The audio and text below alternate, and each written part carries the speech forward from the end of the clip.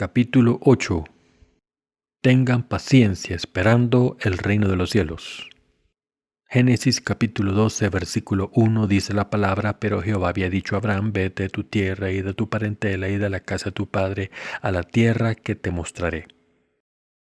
Noé tuvo una familia de 8 personas, incluyendo sus 3 hijos llamados Cam, Sem y Jafet. Todos los seres humanos en este mundo descienden de estos 3 hijos de Noé. Sem, Cam y Jafet tuvieron hijos y esos hijos siguieron multiplicándose. Antes del diluvio de Noé, la esperanza de vida para los seres humanos era de 900 años, pero después del diluvio la esperanza de vida descendió drásticamente de 900 años a unos 200 años. Y podemos ver esto cuando Abraham murió a los 175 años. Sin embargo, Noé no empezó a construir el arca hasta los 500 años de edad, y a los 600 años la lluvia empezó a caer durante 40 días y noches, inundando todo el mundo. Después de retirarse las aguas, Noé y su familia desembarcaron del arca y la raza humana empezó a multiplicarse de nuevo a través de sus 3 hijos. La gente en aquel entonces vivía mucho tiempo todavía y por eso era común que varias generaciones viviesen en la misma casa. En otras palabras, todo el clan vivía junto. Sem engendró a Arfaxad a los 100 años. Después de engendrar a Arfaxad, Sem vivió 500 años y tuvo más hijos e hijas, y 9 generaciones después de Sem, Abraham nació. El padre de Abraham se llamaba Taré, un descendiente de Sem, y por tanto Abraham también era descendiente de Sem. Está escrito en Génesis capítulo 11, versículo 10 y 11 lo siguiente: Estas son las generaciones de Sem. Sem, de edad de 100 años, engendró a Arfaxad 2 años después del diluvio, y vivió Sem después que engendró a Arfaxad 500 años y engendró hijos e hijas. Por eso en Génesis capítulo 11 recoge la genealogía de Sem durante 10 generaciones hasta Abraham, Nacor y Harán, los 3 hijos de Taré. Pero vemos aquí que aunque Sem engendró a Arfaxad a los 100 años, sus descendientes tuvieron a sus primeros hijos a los 30. Costó 290 años que los descendientes de Sem llegasen a su 10ª generación. Según mis cálculos, utilizando la diferencia generacional entre el primogénito de Sem y sus descendientes, se tardó 290 años en llegar a la 10ª generación.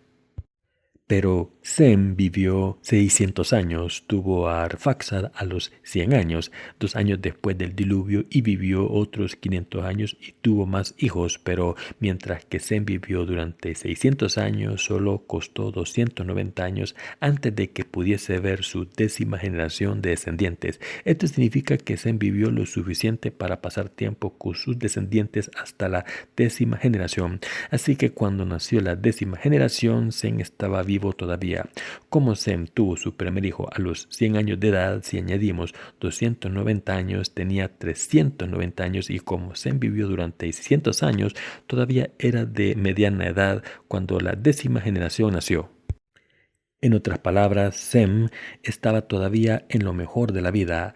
Al ver esto me doy cuenta de cómo la fe de los antecesores en la antigüedad se transmitió a su descendencia. Vio cómo su padre Noé construyó el arca, subió a ella y fue testigo del juicio de Dios con sus propios ojos.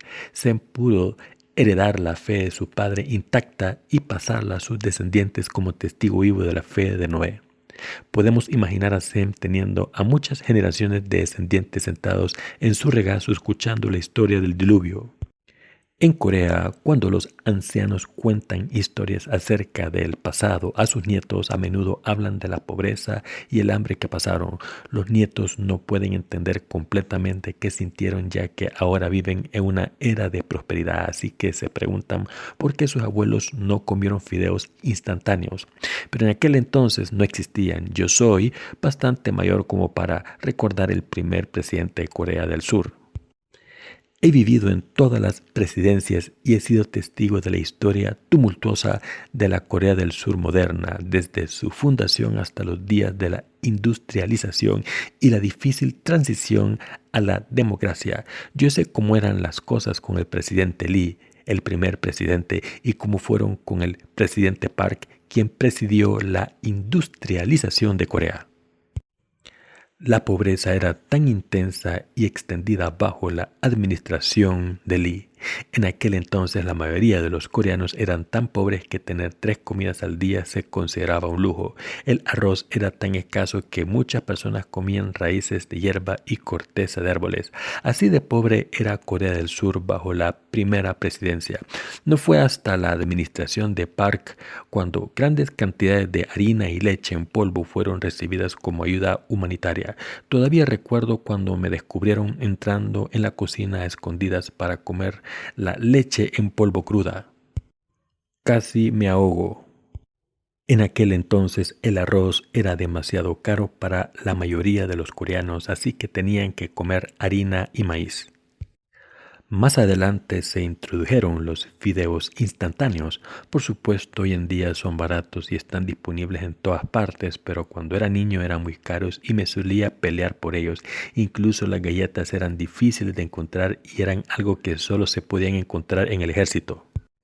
Cuando un hombre casado era recluido en el ejército, sus hijos esperaban emocionados a que su padre volviese a casa para tomar algunas de esas galletas. Así de pobre era Corea en aquel entonces. Incluso los fideos instantáneos eran considerados un lujo que solo los ricos podían permitirse. Solía preguntarme si había algo que quisiese más que unos fideos instantáneos. Más adelante, cuando se hicieron más asequibles, una vez me comí 3 paquetes yo solo. Había sido mi deseo de la infancia el llenar mi estómago, no por beber agua para calmar el hambre, sino por comer demasiada comida. Cuando se introdujeron los fideos instantáneos, solía dejarlos a remojo en la sopa para que se extendiesen y sentirme más lleno. Ahora, por supuesto, Corea es un país mucho más próspero, pero no hace mucho la pobreza y el hambre eran comunes. La gente de mi generación fue testigo de eso. Vete de tu tierra y de tu parentela y de la casa de tu padre a la tierra que te mostraré. Como dice la palabra, pero Jehová había dicho a Abraham, vete de tu tierra y de tu parentela y de la casa de tu padre a la tierra que te mostraré. Dios no le dijo nada a Abraham acerca de la fe o del diluvio. Como Sem vivió durante 600 años, todavía estaba vivo en los días de Abraham. Sem estaba vivo. Aunque Taré solo vivió 70 años, cuando hacemos algunos cálculos podemos ver que Sem todavía estaba vivo en los días de Abraham. Taré nació en la 9ª generación de los descendientes de Sem y tuvo 3 hijos incluyendo a Abraham. Esta genealogía de Sem no debería ignorarse, ya que nos muestra que la fe de Sem se había pasado de generación en generación. No solo se pasó la carne y la forma de vida, sino la fe espiritual directamente a los antecesores.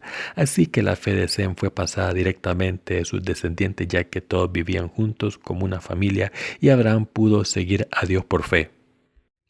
Lo mismo es cierto en el presente. En esta era también hay personas que están por delante espiritualmente y otras que siguen. Y los predecesores de la fe que han recibido la remisión de los pecados primero están pasando su fe y sus experiencias espirituales a sus seguidores que son sus descendientes espirituales. Cuando los santos jóvenes tienen problemas, sus predecesores de fe les enseñan lo que tienen que hacer. Por ejemplo, los nuevos santos a menudo encuentran difícil tratar sus problemas carnales. Esto se debe a que incluso los santos, a pesar del hecho de que han nacido de nuevo, tienen 2 tipos de deseos en sus corazones. No estarían confusos si solo tuvieran un deseo, pero como tienen 2 tipos de deseos, quieren hacer cosas diferentes sin la iglesia. Como estos jóvenes santos todavía tienen deseos fuertes de la fe, se preguntan a menudo por qué no pueden hacer ciertas cosas. El dilema es que tienen 2 tipos de deseos, los deseos de la carne y los del espíritu. Sin embargo, los santos maduros espiritualmente pueden tratar con los 2 tipos de deseos. Precisamente por este motivo, los predecesores de la fe comparten comunión con los santos más jóvenes. Como los anteriores han tenido la experiencia de tener ambos tipos de deseos, saben cuáles son los beneficiosos. Por eso les pido encarecidamente a estos hermanos recién redimidos en la iglesia que no sigan los deseos de la carne. En otras palabras, los predecesores de la fe ya han pasado por lo que ustedes están pasando ahora, así que saben lo que es bueno para ustedes y por eso les aconsejan que hagan ciertas cosas y otras no. ¿Qué le habría dicho Sem a Abraham si se hubiese sentado a hablar con él? Sem había estado en el arca con su padre Noé y entonces había visto el diluvio con sus propios ojos y lo sabía todo acerca de él.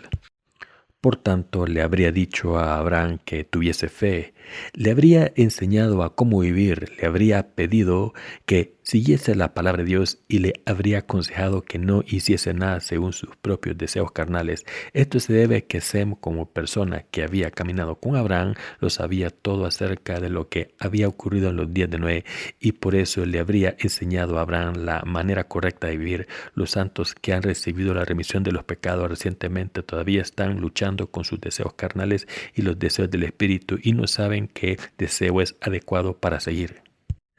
Por supuesto, cuando su fe crece y siguen a Dios, Dios les da la sabiduría para distinguir los deseos correctos, los bendice con bendiciones materiales también y les guía en cuerpo y espíritu. Sin embargo, como hay tantos creyentes nuevos que no se dan cuenta de esto, todavía quieren tener las cosas de la carne y cuando Dios prohíbe estas cosas, piensan que Dios no es razonable y están resentidos. Pero los creyentes jóvenes deben darse cuenta de que este es un deseo de la carne. Cuando su fe crece en la iglesia, se dan cuenta con sus experiencias una a una de que los líderes de la iglesia tienen razón. Dios siempre quiere lo que es bueno para ustedes, nunca quiere nada malo para ustedes. Los santos redimidos se deben reunir para formar la iglesia de Dios. Es absolutamente importante que los que han recibido la remisión de los pecados deben vivir juntos en la iglesia de Dios, desde los abuelos a los nietos. Todos viven como una sola familia. Este es el cuerpo de la iglesia de Dios. Todos los que están aquí reunidos en la iglesia son parte de la misma familia. Este es el cuerpo de la iglesia de Dios. Todos los reunidos aquí en la iglesia son parte de la misma familia, por muy mayores o jóvenes que sean. De hecho, de la misma manera en que Sem y sus descendientes hasta la 10ª generación, incluyendo a Abraham, vivieron juntos como una familia, lo mismo es cierto de esta iglesia. Los santos más jóvenes deben escuchar a sus predecesores de la fe, verlos en acción y seguirles por fe. En la antigüedad, los predecesores de la fe vivieron como una sola familia, pasaron su fe a sus descendientes. Cuando volvemos al pasaje de las Escrituras de hoy, vemos que Dios le dijo a Abraham lo siguiente: vete de tu tierra y de tu parentela y de la casa de tu padre a la tierra que te mostraré. Aquí Dios le dijo a Abraham que dejase su país, su propia familia y la casa de su padre y fuese a una tierra que Dios le mostraría. Abraham había vivido toda su vida en su país con su familia, pero ahora Dios le estaba diciendo que dejase todo y a todo el mundo y fuese a una tierra que le mostraría. Los 3 hijos de Noé eran Sem, Can y Jafet. De entre los descendientes de Noé, Dios llamó a Abraham un descendiente de Sem. Taré era un descendiente de Sem y engendró a Nacor, Harán y Abraham. Pero Dios solo le dijo a uno de estos hijos que dejase su país, su familia y la casa de su padre y se fuese a una tierra que Dios le mostraría. En otras palabras, de los 3 hijos de Noé, Dios escogió a Sem y de entre uno de los 3 hijos de Taré, un descendiente de Sem, Dios le habló a Abraham. Esto es muy importante. Hay muchas personas de diferentes razas y etnias en todo el mundo, pero de entre todas estas personas que viven en el mundo, solo unas pocas han sido escogidas por Dios. Hemos sido escogidos por Dios entre la multitud de personas que viven en este mundo para que vivamos por fe y recibamos la bendición de convertirnos en hijos de Dios. Al ser escogidos por Dios en Cristo, hemos sido bendecidos para convertirnos en hijos de Dios y en el pueblo de su reino. Esta es una bendición tremenda. Dios no habló a Nacor o Harán, sino que solo le habló a Abraham. Específicamente el Señor Dios le dijo a Abraham: vete de tu tierra y de tu parentela y de la casa de tu padre a la tierra que te mostraré. Como Abraham, todos nosotros los que hemos recibido la remisión de los pecados somos el pueblo bendito de Dios escogido en Cristo. En otras palabras, de entre toda la gente de este mundo, nosotros hemos sido los escogidos por Dios como su pueblo espiritual, como Abraham y Sem. Deben saber lo bendecidos que están gracias a la iglesia de Dios. Para entender esto completamente deben madurar en su fe. Cuando su fe madura, pueden darse cuenta de que han sido salvados a través de la iglesia de Dios y de que ahora están viviendo con su fe en su iglesia. Cuando se dan cuenta de los bendecidos que están en la iglesia de Dios, no pueden dejar de dar gracias a Dios por su iglesia y por los líderes de su iglesia. Por el contrario, si su fe sigue sin madurar, estarán enojados cuando la iglesia les dé consejos, preguntándose si de verdad tienen que seguir su consejo. Aunque Taré tuvo 3 hijos, Dios solo le habló a Abraham. Solo Abraham y sus descendientes fueron bendecidos por Dios. Lo mismo es cierto acerca de ustedes. Como hemos sido escogidos en Jesucristo, los que nos hemos convertido en personas benditas, somos el pueblo de Dios y sus hijos. Dios le dijo a Abraham que dejase su país, su familia y la casa de su padre. Dios también le dijo que fuese a una tierra que le mostraría. ¿Habría sido fácil para Abraham dejar a su padre, su país y su familia? Ya les he dicho que la gente de aquel entonces vivía en una gran familia. Todo el clan vivía cerca, aunque seguramente vivían en casas diferentes, todos vivían en la misma aldea o comunidad. Así que no es sorprendente que Dios le pidiese a Abraham que dejase su casa, pero Dios le dijo que lo hiciese y fuese a una tierra que él le mostraría. ¿Dónde está la tierra que Dios le iba a mostrar a Abraham? ¿Dónde se asentaron Abraham y sus descendientes al final? ¿Dónde fue Abraham? A la tierra de Canaán. Más adelante los descendientes de Abraham se fueron de Egipto y entraron en la tierra de Canaán una vez más. Egipto aquí se refiere a este mundo y la tierra de Canaán al reino de los cielos. Después de vivir como esclavos durante 400 años, los descendientes de Abraham cruzaron el río Jordán, el río de la muerte, y entraron en la tierra de Canaán bajo el liderazgo de Moisés y Josué. Vivieron ahí y siguen viviendo ahí ahora. ¿Qué nos está diciendo Dios a los que hemos recibido las mismas bendiciones que Abraham? Dios está diciendo que debemos salir de nuestro país, nuestra familia y la casa de nuestros padres para ir a una tierra que nos mostraría. ¿Dónde está esta tierra? Es el reino de los cielos y Dios nos está diciendo que vayamos a esta tierra que nos mostrará. Esto significa que aunque seguimos viviendo en este mundo, no debemos dejar que nuestros corazones estén contentos o tristes a causa de este mundo. De entre los descendientes de Sem, Abraham es quien recibió sus bendiciones. Abraham fue a quien Dios le pidió que se fuese de su país, dejase a su familia y la casa de su padre. Y Abraham es a quien Dios le pidió que entrase en la tierra de Canaán. Hoy todos nosotros debemos darnos cuenta de que Dios nos está diciendo lo mismo a nosotros también.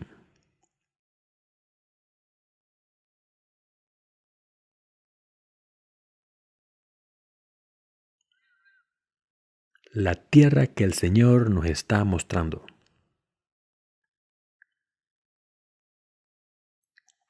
Es absolutamente imperativo que todos nos demos cuenta de dónde está la tierra que nos ha mostrado Dios. ¿Dónde está esta tierra? Es el reino de los cielos. No es este mundo, sino un nuevo cielo y tierra, el reino de Dios.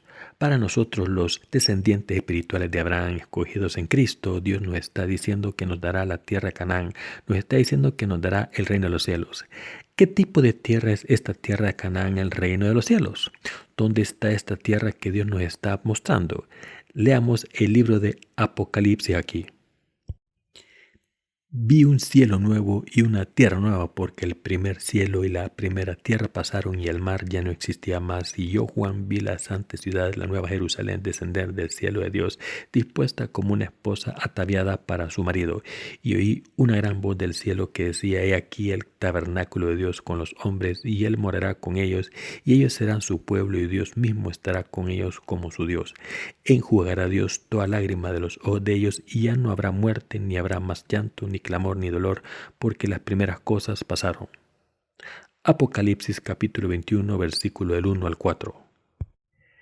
Está escrito también en Apocalipsis capítulo 22, versículo del 1 al 5, lo siguiente: Después me mostró un río limpio de agua de vida, resplandeciente como cristal, que salía del trono de Dios y del Cordero, en medio de la calle de la ciudad, y a uno y otro lado del río estaba el árbol de la vida, que produce 12 frutos, dando cada mes su fruto, y las hojas del árbol eran para la sanidad de las naciones, y no habrá más maldición, y el trono de Dios y del Cordero estarán en ella, y sus siervos le servirán y verán su rostro y su nombre estará en sus frentes. No habrá ahí más noche y no tienen necesidad de luz de lámpara ni de luz del sol, porque Dios el Señor los iluminará y reinarán por los siglos de los siglos.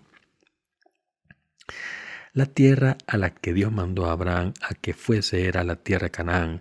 De la misma manera, Dios nos está diciendo que salgamos de nuestro país, nuestra familia y la casa de nuestro Padre para ir a una tierra que nos mostraría, y esta tierra es el reino de los cielos. Aunque sigamos viviendo en este mundo ahora mismo, Dios nos está diciendo que nos dará su reino y nos está diciendo que vayamos a esta tierra. Dios nos está mostrando un cielo y una tierra nuevas. ¿Dónde está la tierra a la que Dios nos está mandando? Esta tierra que Dios nos ha mostrado no está en esta tierra, sino en el reino de los cielos. Esta tierra en la que entraremos y viviremos es el reino de los cielos. Dios nos está mostrando el reino de los cielos. Con su palabra nos está diciendo que es ahí donde entraremos y viviremos. Es absolutamente importante para nosotros obedecer a Dios. Es también imperativo que escuchemos atentamente a los siervos de Dios. No puedo resaltar lo suficiente, lo importante que es que todos nuestros santos distingan la voluntad del Señor mientras vivimos en este mundo. Todos nosotros no solo nos damos cuenta de que hemos recibido la remisión de los pecados, sino que debemos tener presente que Dios nos ha ordenado ir a su tierra prometida. Dios nos está diciendo que nos vayamos de este mundo y vayamos a su reino. Dicho de otra manera, nuestros corazones deberían estar puestos en el reino de los cielos, donde entraremos y viviremos en el futuro. Somos las personas que vivirán en este reino. La gente hoy en día habla de la brecha generacional. Alguien me llamó vieja gloria una vez mientras que insistía en que él era de una nueva generación. ¿Qué generación creen que está mejor preparada para vivir una vida de fe correcta? ¿Los jóvenes o los viejos? ¿Está mejor equipada las nuevas generaciones para vivir una vida de fe correcta? A los ojos de Dios, ¿qué generación está viviendo una vida más correcta? Deben saber la respuesta correcta a esta pregunta importante. Pueden poner su esperanza en el reino de los cielos solo si se han convertido en una vieja gloria en este mundo. Solo entonces podrán mirar la tierra que Dios nos ha dado en sus vidas. Pasemos un momento considerando qué significa exactamente la nueva generación. La gente de la antigua generación tenía sueños y esperanzas en su juventud. Tenía ambiciones y esperanzas para el futuro, creyendo que cumpliría todo lo que quisiera si trabajaba duro. Como tenían un sueño, nadie tuvo que decirles que estudiasen mucho. Estudiaron mucho hasta la madrugada, incluso en tiempos en los que no había electricidad. ¿Han utilizado alguna vez carbón para escribir? Yo solía utilizar carbón para escribir en mi niñez. No es porque fuese un estudiante bueno, sino porque tenía un sueño y una esperanza. Quería tener éxito, salir de la pobreza y escapar del hambre constante que pasaba. Así que trabajé duro e hice todo lo posible para ser diligente. Mi generación es así. Por el contrario, la gente joven de hoy en día, la denominada nueva generación, no tiene sueños, no tienen esperanza, no tienen ningún objetivo en la vida. Saben muy bien que nada cambiará por mucho que trabajen y que el mundo está condenado. Saben lo que le pasará a este mundo, saben que este mundo se va a venir abajo y saben que nada de lo que hagan tendrá ningún significado. Por eso muchas personas jóvenes hoy en día están viviendo por el momento y persiguiendo los placeres temporales porque no tienen esperanza para el futuro por mucho que trabajen. Esto es lo que define a esta nueva generación. En vez de tener una mentalidad más progresiva, la gente joven de estos tiempos no tiene sueños, no tiene dónde ir, no hay nada más que destrucción esperándoles, así que viven por el momento. Debemos ser personas antiguas. Aunque no tengamos esperanza en este mundo, debemos tener esperanza en el reino de los cielos en nuestras vidas. Aunque no tengamos esperanza en este mundo, debemos vivir todos los días con esperanza. No debemos ser como las personas jóvenes de estos tiempos. No debemos convertirnos en una generación sin esperanza. Los cristianos debemos tener un sueño. Debemos vivir por fe con la esperanza de que al recibir la remisión de los pecados iremos al reino de los cielos que nos mostró Dios y viviremos allí en toda gloria. ¿Saben lo carnal que es esta generación joven? Todos los jóvenes quieren ser altos hoy en día. Algunos incluso se someten a operaciones quirúrgicas para aumentar su altura, cortando los huesos de sus piernas e insertando barras de hierro entre ellos para extender la longitud. Así de superficial es la nueva generación.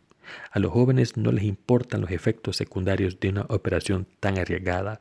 Lo único que les importa es verse mejor aquí y ahora. Una vez vi a algunas personas famosas en la televisión hablar de sus hábitos en el terreno de lo amoroso. Cuando hablaban de cuánto tiempo esperaban antes de besar a una cita, algunos famosos decían que unas pocas horas, otros que 1 hora y otros incluso 5 minutos. Estos son los valores que tienen las nuevas generaciones. Este mundo pecador está condenado. La Biblia dice que habrán guerras y rumores de guerra al principio de la era de las aflicciones. ¿Cuánto tiempo ha pasado desde que las bombas atómicas cayesen en Hiroshima y Nagasaki, en Japón? ¿Cuántas personas murieron o fueron heridas con estas terribles bombas? Con la proliferación de armas nucleares, ahora hay un elevado número de países que poseen armas nucleares y estas armas son miles de veces más destructivas que las bombas atómicas que cayeron en Hiroshima y Nagasaki. Las antiguas bombas atómicas no son nada comparadas con las armas termonucleares de hoy en día. Cada estado nuclear posee armas nucleares que son miles de veces más poderosas. Por eso hay tantas personas que se oponen a la proliferación de las armas nucleares. La nueva generación lo sabe. Los jóvenes de hoy en día saben lo terrible que es el mundo y la era tan desesperada en la que están viviendo. Hay desastres por todas partes y nadie puede predecir cómo y cuándo se producirán. Si el cinismo es lo que plaga a la nueva generación es porque la gente joven de hoy en día no tiene esperanza ni sueños en este mundo.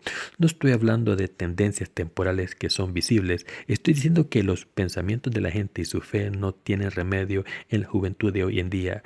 La nueva generación solo vive para los placeres de este mundo. Su eslogan es vive hoy y muere mañana. Precisamente porque no tienen esperanza.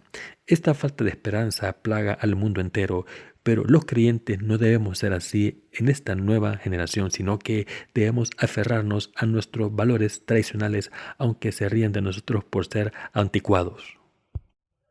Aunque ser anticuado no sea bueno en algunos casos, cuando se trata de la fe es bueno ser anticuado. Nuestra fe debe basarse en la palabra de Dios y fundarse en su instrucción. Esta fe ha sido pasada por nuestros antecesores de la fe. Este tipo de fe puede ser anticuada, pero es la única fe correcta que nos lleva al reino de los cielos. Dios nos está pidiendo que vayamos al reino de los cielos. Nos está diciendo que vayamos a la tierra que nos mostrará. Así que en vez de poner nuestros corazones en este mundo, debemos ponernos en el reino de los cielos. Y mientras vivimos en este mundo debemos seguir los pasos de la generación antigua en vez de la nueva generación. En nuestra vida de fe y en nuestro camino espiritual debemos vivir como la generación antigua. La gente de la generación antigua puso su vida en el futuro. Vivió por el futuro, no vivió por el momento. Los creyentes debemos esperar el reino de los cielos en nuestras vidas. El verano pasado, mientras conducía para ir al centro de formación de discípulos en Inge, desde mi casa me quedé parado en un atasco. Había tanto tráfico porque muchas personas estaban de camino a la playa de vacaciones, pero en la dirección contraria no había casi ningún coche. Así que mientras estaba parado en mi coche empecé a observar qué tipo de personas iban de vacaciones para pasar el rato. Había parejas jóvenes y familias, pero me resultó extraño no ver a nadie de más de 50 años. Si la gente iba de vacaciones en familia, esperaba ver a algunos abuelos, pero no vi a ninguno. La gente que vi parecía muy contenta. Cuando paré en una estación de servicio vi que todos estaban contentos por estar de vacaciones. De esta manera el mundo está siguiendo la mentalidad de las nuevas generaciones. Pero, ¿cuánto durará esta búsqueda de la gratificación instantánea? Me pregunto, ¿qué pasará para que la gente de hoy en día esté completamente arruinada? Cuando Samaria se quedó sin comida durante el sitio del ejército sirio, la gente murió de hambre. De la misma manera, aunque estamos viviendo en una era de avances científicos impresionantes, todo lo que se necesita para que el mundo sea completamente destruido es que las cosechas se echen a perder por el mundo por un desastre natural. Estoy seguro de que si esto ocurre, la nueva generación no podrá sobrevivir. Será absolutamente imposible mantener su estilo de vida cuando no haya comida y los precios de la comida suban por los cielos. Todo lo demás, incluyendo la ciencia, se quedará obsoleta. Por muy avanzada que esté la ciencia, nadie puede vivir sin comida. Algunas personas incluso pueden pensar que la ingeniería genética proporcionará la solución, pero hay mucha incertidumbre sobre las complicaciones para la salud de las cosechas y el ganado modificado genéticamente. Mientras que los avances en genética pueden parecer prometedores, pueden provocar todo tipo de efectos secundarios en el cuerpo humano. Todas las almas en este mundo están viviendo como la generación antigua o la nueva, pero la nueva será destruida sin falta. Debemos tener la fe de la antigua generación y mirar hacia el futuro mientras vivimos en el presente. Debemos vivir con un sueño. Si viven en el momento preocupados por qué comer y beber y qué comprar, no tendrán futuro. Si ponemos la vista en el futuro, debemos vivir todos los días por fe y ser diligentes en nuestra vida diaria. Paso a paso deben moverse hacia la tierra de Canaán por fe. Esto es lo que Dios nos está ordenando. Dios le dijo a Abraham que dejase su país, su familia y la casa de su padre y que fuese a una tierra que le mostraría. ¿A dónde nos dirige Dios entonces? Nos dirige a la tierra de Canaán, nos dirige al reino de los cielos. Dios escogió a Abraham, pero no le dijo a Abraham que podía malgastar su vida sin esperanza como hace mucha gente joven hoy en día. Dios le dijo a Abraham que viviese con fe y mirase hacia el futuro. Al final, nuestro destino final es el reino de los cielos. Dándonos cuenta claramente de que iremos al reino de los cielos, debemos entender lo que Dios nos está pidiendo, quererlo y obedecerlo, y debemos vivir por fe en nuestras vidas diarias. El reino de los cielos es donde Dios nos está dirigiendo. Dios quiere que recibamos la remisión de los pecados para entrar en el reino de los cielos. Nacimos en este mundo por esto, para entrar en el reino de Dios. Nuestras vidas en este mundo no son todo lo que existe. Si fuese así, yo sería el primero en decir que deberíamos comer, beber y disfrutar de la vida solamente hasta que muramos.